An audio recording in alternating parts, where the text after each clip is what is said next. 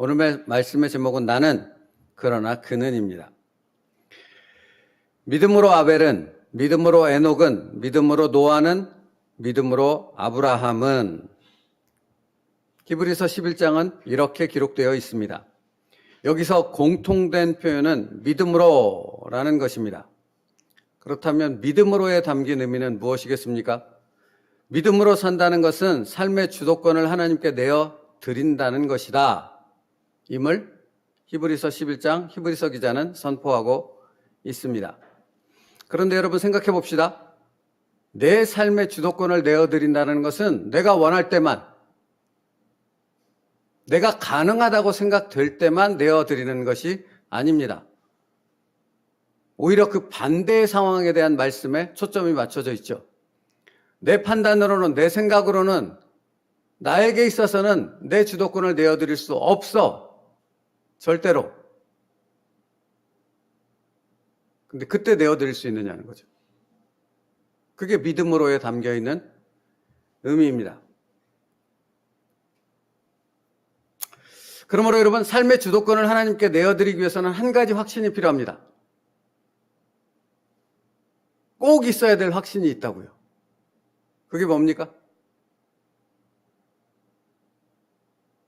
내 삶의 모든 것은, 그 모든 삶을 주관하시는 분은 하나님이시다 라는 확신입니다. 그분은 전지전능하신데 그분이 내 삶을, 내 모든 것들을 다 아시고 그 모든 부분을 당신의 뜻대로 주장하신다. 서로 내가 유한한 인간이기에 알지 못하는 부분이 있을지라도 그것까지도 서로 내 능력으로 어떻게 할 수 없는, 내 지혜와 힘으로는 어떻게 할 수 없는 어떤 부분들, 그래서 나는 어떻게 해보고자 하는 그런 생각조차 할 수 없는 그 일까지도 누구는 하신다? 하나님은 하신다. 이 확신이 있어야 된다고요. 그때만 믿음으로 살 수 있다고요. 그래서 히브리서 11장은 이런 설명을 덧붙이고 있지 않습니까? 7절에 믿음으로 노아는 아직 보이지 않는 일에 경고하심을 받아 경외함으로 방주를 준비하여, 또 8절에서는 믿음으로 아브라함은 부르심을 받았을 때에 순종하여 장래의 유업으로 받을 땅을 나아갈새 갈 바를 알지 못하고 나아갔으며. 여러분, 믿음으로와 관계된 공통된 설명을 노아와 아브라함을 통해서 말하죠. 뭐라고 표현합니까? 노아는 아직 보이지 않는 이래라고 말합니다. 무슨 말입니까? 본 적이 없어요. 경험한 적이 없어요. 노아의 이성과 생각과 상식과 합리와 논리 가운데서는 홍수라는 것을 본 적도, 생각해 본 적도, 들어본 적도 아무것도 없는 것입니다. 근데 노아는 그것을 준비하기 위해 아라랏산에 올라가서 방주를 준비했죠. 배를 준비했다고요. 뭐가 필요해요? 신뢰가 필요해요. 하나님에 대한 완전한 신뢰요. 또 아브라함은 뭐라고 말합니까? 아브라함은 갈 바를 알지 못하고 나아갔으며. 가래요. 아버지가 살고 있는 본토 아비 친척집을 떠나 가래요. 근데 혼자만 가는 것도 아니죠. 모든 가족 다 데리고 모든 재산을 다 가지고 가는 겁니다. 늘 말씀드리잖아요. 치안적인 이런 부분들이 없었다고. 그때는 그냥 누구도 와서 쳐들어와서 죽이고 빼앗아 가면 다 빼앗길 수밖에 없는 그런 상황. 무정부 상태라고 말하지 않습니까? 근데 나가래요. 가래요. 뭘 몰라요? 어디로 가야 될지를 알지 못해요. 뭐가 필요합니까? 신뢰. 하나님을 향한 완전한 신뢰요. 그러므로 여러분, 믿음으로라는 말에는 정말로 하나님을 온전히 신뢰하는가라는 질문을 우리에게 끊임없이 던지고 있는 거예요. 어떤 말씀 속에 여러분에게 내가 믿느냐? 라는 말씀을 선포하고 있다는 것은 네가 정말로 오늘이라는 삶 속에서 오늘 벌어지는 모든 일이 하나님의 주도권 아래, 하나님의 주권 아래 있다라는 것을 신뢰하느냐? 그러므로 내 선택과 결정을 그 하나님 앞에 내어 드릴 수 있느냐? 이걸 물어요. 그래서 히브리서 11장 6절 말씀, 우리가 잘 아는 말씀에, 그 말씀에 이렇게 기록하고 있어요. 믿음이 없이는 하나님을 기쁘시게 하지 못하나니, 한 다음에 뭐라고 하는지 다시 들어보세요. 하나님께 나아가는 자는 반드시 그가 계신 것과. 어디에 계세요, 그가? 어디에 계신 것을 아느냐고 믿느냐고 묻는 거예요? 여기 지금 내가 어떤 삶의 선택과 결단을 내릴 이 상황. 여기에 하나님이 계시느냐를 묻는 것이고, 하나님이 계시다면 너는 네 맘대로 결정할 수 있어. 네 생각대로, 네 감정대로, 네가 하고 싶은 대로 다 할 수 있어. 그죠? 근데 하나님을 믿는다면, 하나님을 믿는 믿음의 사람이라면 그 모든 것을 하나님 앞에 내려 놓는 거죠. 그리고 묻는 거죠. 하나님, 나는 이렇게 말할 수 있고, 이렇게 행동할 수 있고, 이렇게 내 마음대로 무언가를 다 할 수 있습니다. 나는 그럴 능력도, 그럴 권한도 있습니다. 하지만 내가 그렇게 하지 않고 하나님께 묻는 이유는 내 삶의 주권이 하나님께 있음을 나는 믿기 때문입니다. 이게 누구예요? 이게 히브리서 11장에 기록된 믿음의 선배들입니다.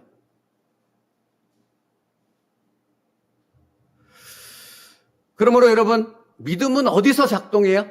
어디서 작동해야 하는 거예요? 예배당에서? 여러분, 그 사람은 종교인이라니까요. 예배당에서만 말하는 아멘이요, 예배당에서만 작동하는 믿음이라면 그 사람은 절대 하나님을 믿는 사람이 아니죠. 믿음은 어디서 작동해야 돼요? 우리의 일상의 삶 속에서요. 그게 믿음이에요. 하나님이 원하시는 믿음은 그거예요.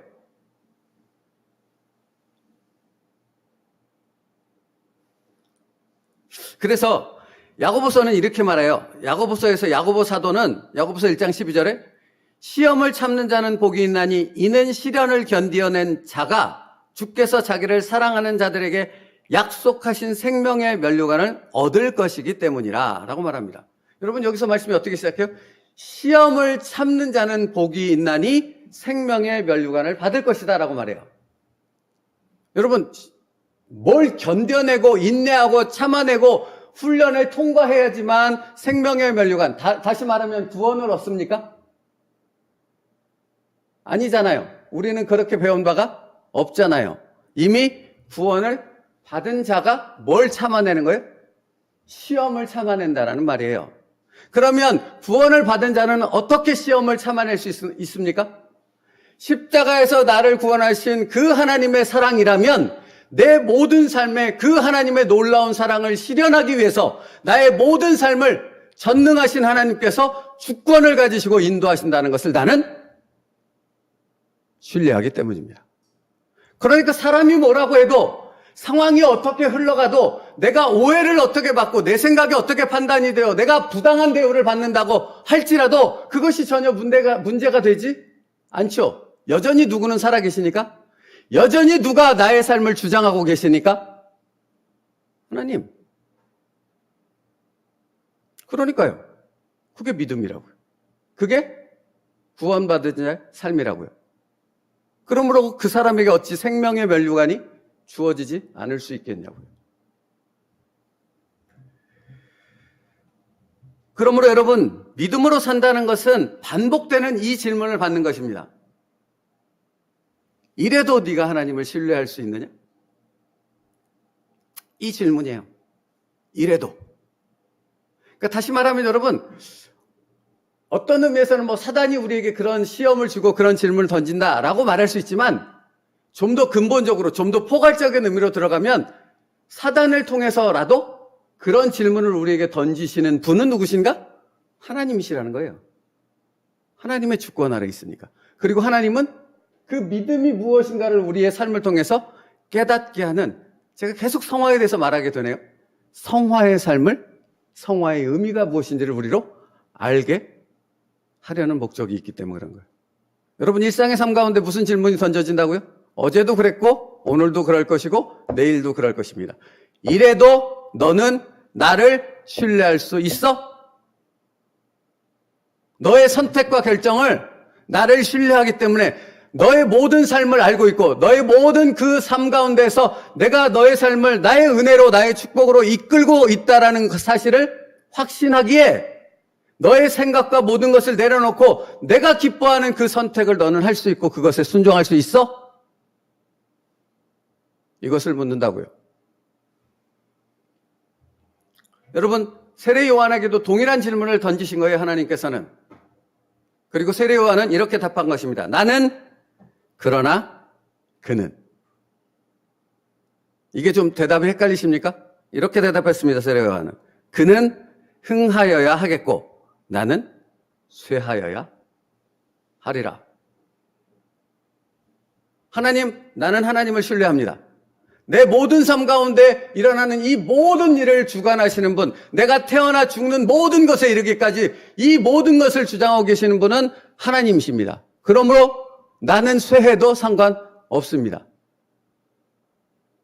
하나님의 뜻이 나를 통해 이루어지면 됩니다. 여러분, 세례 요한이 이렇게 분명한 믿음의 확신의 고백을 할 수 있었던 것은 그가 하나님을 전적으로 신뢰했기 때문이라고요. 그냥 조금만 설명드리면, 이제 새벽이라 요새 계속 새벽 그 시간을 지켜서 끝내려고 노력하고 있어서 조금만 설명을 드린다면, 여러분, 예수님이 오기 전에 가장 사람들에게 복음의 진리를 선포하는 능력의 종으로서 가장 사람들에게 인기가 있었던 사람은 세례 요한입니다. 세례 요한입니다. 그 어떤 경쟁자도 없었어요. 근데 여러분, 세례 요한은 자기가 누릴 수 있는 그 모든 것들, 하여튼 그 모든 것들을 다 누구에게 양도했어요? 예수님께. 그러면 여러분, 그냥 상식적인 수준에서 아무런 생각 없는 수준에서 뭐 그럴 수 있지. 태어날 때부터 그랬으니까 성령으로 태어났고 그런 사명을 받았고 나시린이었고 뭐 어쩌고 저쩌고 등등등. 여러분, 이렇게 생각하면 그것만큼 무지하고 어리석은 게 없는 거죠. 여러분의 삶이 그렇습니까? 여러분, 예수 그리스도의 피로 구원받았다면서요. 그게 우리의 믿음의 고백 아닙니까? 그러면 그 등등등에 포함되는 당연한 현상이 우리에게 나타나야 되는데 여러분의 삶에 그렇습니까? 부단한 영적 싸움 없습니까? 부단한 나를 내려놓는 싸움, 치열한 싸움이 없습니까? 늘 있죠, 늘 있죠. 언제나 있습니다. 그것이 쉽습니까? 아니요. 죽을 만큼 힘듭니다. 죽을 만큼 힘들다고요. 그래서 죽어야 하는 것입니다. 예수의 이름으로. 하나님을 전적으로 신뢰하기에 나를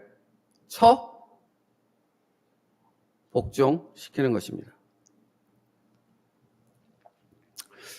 챔버스 목사님 얘기하고 말씀 마칠게요. 챔버스 목사님은 오늘 믿음의 중요한 원리에 대해서 말해주고 있는데 이렇게 말합니다. 들어보세요. 나는 그러나 그는 이라고 말할 수 있는 경험을 한 적이 있습니까? 이 순간이 올 때까지는 나는 성령 세례가 무엇을 의미하는지 결코 알지 못합니다. 그러니까 여러분, 전적으로 하나님을 신뢰하기에 내가 그 하나님 앞에 내 선택과 결단, 내 어떤 할 수 있는 모든 것들을 내려놓는 그 순간을 맞이하기 전까지 나는 뭘 몰라요? 성령 세례가 뭔지를 모른다고요. 왜 당신이 아무것도 하지 못하는 그 반복되어지는 무기력함과 시험과 그 수준의 성장, 그 수준의 믿음을 벗어나지 못합니까? 아직 그것이 무엇인지를 알지 못하기 때문에요. 때문에 그런 겁니다. 그 다음에 뭐라고 말하냐면 정말로 나의 모든 것이 완전히 끝나서 아무것도 할 수 없습니다. 그러나 주님께서 바로 거기서 일하기 시작하십니다. 여러분, 성경은 온통 그 얘기뿐이라는 거 아세요? 내가 아무것도 할 수 없습니다, 하나님. 그러나 나는 하나님을 신뢰합니다. 그렇기 때문에 내가 결정하고 행동할 수 있는 것을 다 하나님께 그 주도권을 내어 드립니다. 라고 순종할 때 누가 움직이신다고요? 하나님이 움직이신다고요. 하나님이 행하신다고요.